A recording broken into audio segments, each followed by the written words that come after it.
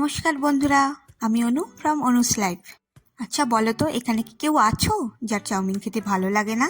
আমার তো মনে হয় না এরকম কেউ আছে বলে যার চাউমিন পছন্দের নয়।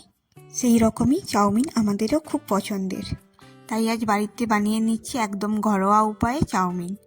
তো চলো শুরু করি আজকের রেসিপি। প্রথমে কড়াইতে তেল নিয়ে তাতে দুটো ডিম ফেটিয়ে তার উপর গোলমরিচ এবং লবণ ছড়িয়ে দিলাম।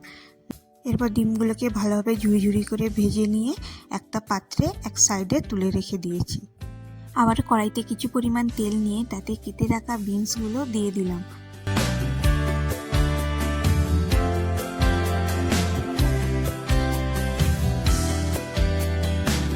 বিনসগুলো হালকা ভাজা হয়ে গেলে এর ওপর দিয়ে দিচ্ছি বাঁধাকপি কুচি। এটাও একটু অল্প নেড়ে চেড়ে এর ওপরে দিয়ে দিচ্ছি ক্যাপসিকাম কুচি। এবার এগুলো ভালোভাবে ভেজে নিলাম এবং এর উপরে দিয়ে দিচ্ছি পেঁয়াজ কুচি এবং দিয়ে দিচ্ছি কাঁচা লঙ্কা কুচি।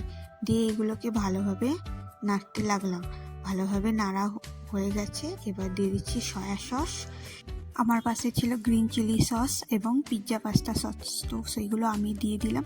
তোমাদের পাশে যা সস থাকবে তোমরা সেইগুলোই ট্রাই করো, ঠিক আছে?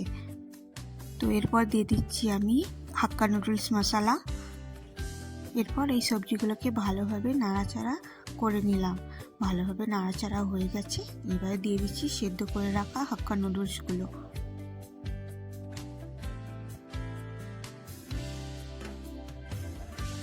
এরপর আমি ডিমের ভুজিগুলো উপর থেকে ছড়িয়ে দিলাম।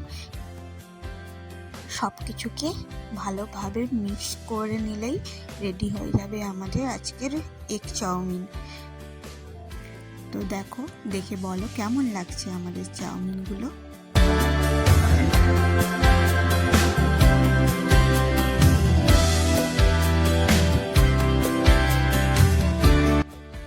এরপর গরম গরম প্লেটে সার্ভ করে নিচ্ছি।